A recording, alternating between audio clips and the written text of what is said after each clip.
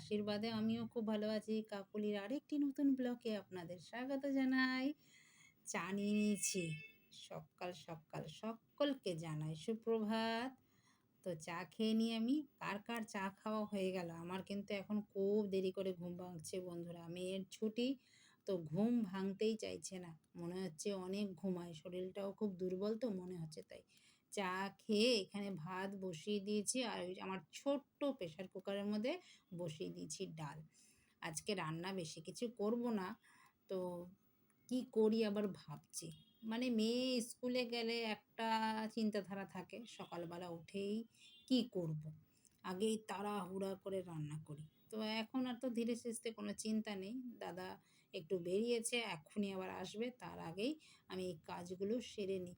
চলুন আমি ভাত বসিয়ে দিয়েছি, ডালও বসিয়ে দিয়েছি দেখলেন। আর এখানে আপনাদের নিয়ে এসেছি বাগানে।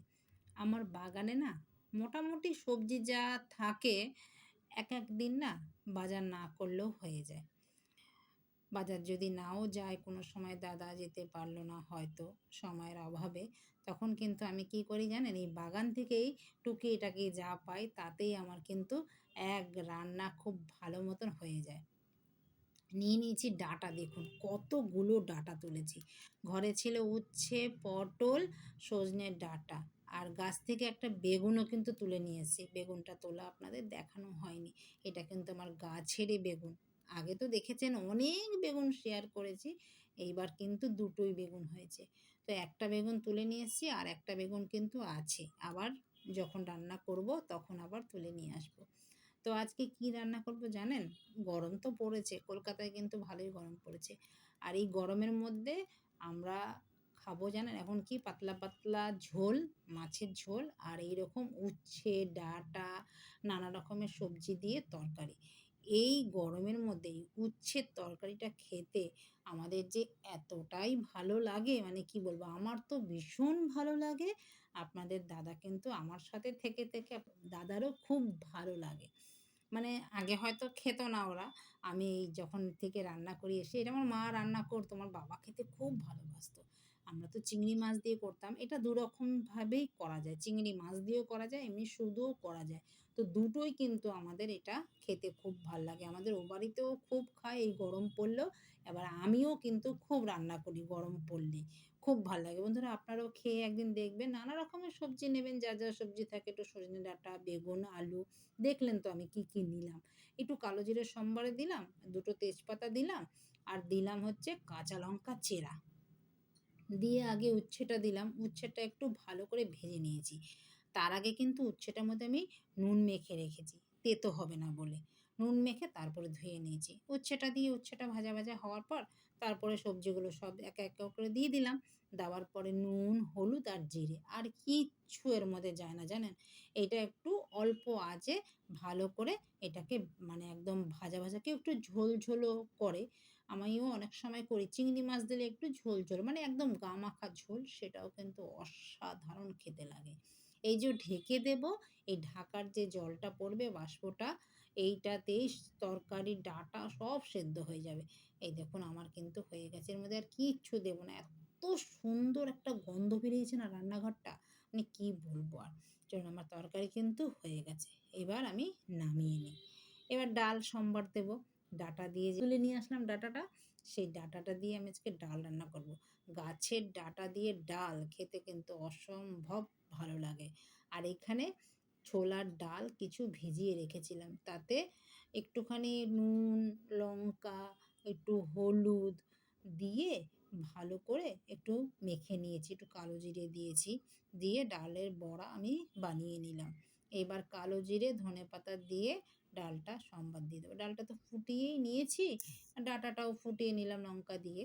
এবার এটা আমার কিন্তু রান্না আজকে হয়ে গেল। আজকের দুপুরের রান্না এইটুখানি। মানে আপনাদের কেমন লাগলো এই রান্না? চটজলদি। আমি সবসময় তো দেখেন আমি কেটে কুটে তারপরে আমি রান্না বসাই। তবে কি রান্নাটা আমার বেশি দেরি লাগে না। এই গরমকাল পড়া মানেই আমাদের কিন্তু এবার হালকা পাতলা খাওয়া। টক ডাল কবে থেকে মেয়ে বলছে, আমাদের তো সবসময় বেশিরভাগটা টক ডাল খাওয়া হয়। মাঝে মধ্যে তো একটু অন্য ডালও খেতে ভালো লাগে বলুন?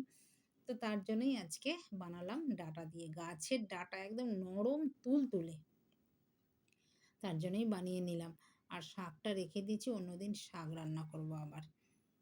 আমি একটু হলুদ দিয়ে একটু ফুট ধরলেই নামিয়ে নেব। সবই তো গরম, এবার ফুটে গেলেই নামিয়ে নেব। এর মধ্যে ধনেপাতা দিলেও কিন্তু বেশ ভালো লাগে। ধনেপাতা মানে থাকলেও দেবেন, না থাকলেও দেবেন। এটা আপনাদের ইচ্ছা মতো। কিন্তু ধনেপাতা দিলে বেশি ভালো লাগে। চলুন, আমার ডালও হয়ে গেছে, এবার নামিয়ে নিই। এইভাবে রান্না করলে রান্না কিন্তু বেশ তাড়াতাড়ি হয়ে যায়। এই দেখুন, দাদা আবার বাজারে গেছিল, বলছে বাজারে গিয়েছিলাম। ও গেছিল অন্য কোনো কাজে, কাজ থেকে ফেরার পথে এবার নিয়ে এসছে অনেক সবজি। এই সবজি দেখুন, ডাঁটা কিন্তু আবারও নিয়ে এসছে। আমার রান্না কিন্তু কমপ্লিট হয়ে গেছে। দাদা খেয়ে বেরোবে, তো আজকে আর টিফিন নিয়ে যাবে না, একটু বলছে দেরি হচ্ছে, আমি আজকে বেরিয়ে যাব। তো আসার পথে এই সবজি টবজি সব নিয়ে এসছে। দেখুন, একটা বড় লাউ নিয়েছে, এইসা বড়। আবার গাজর, ধনেপাতা অনেক নিয়ে এসছে। এই ধনেপাতাকে কি করে রাখবো জানেন? চলুন দেখাই আপনাদের। এখানে লঙ্কাও নিয়ে এসছে আর ডাঁটাও নিয়ে এসছে। চলুন, এবার ধনেপাতা ফ্রিজে অনেকে রাখেন, আমি জানেন কিভাবে রাখি? যেহেতু অনেক ধনেপাতা বলে ফ্রিজে রাখলে পচে যেত। একটা যে মিষ্টির কন্টেনারগুলো আছে, ওর মধ্যে যে কোনো একটা কন্টেনার নিয়ে নেবেন, নিয়ে একটু হাফ জল দেবেন, দিয়ে ধনেপাতাগুলো এরকম রেখে দেবেন। দেখবেন রান্নাঘরটা গন্ধে মমা করবে, ভালোও লাগবে।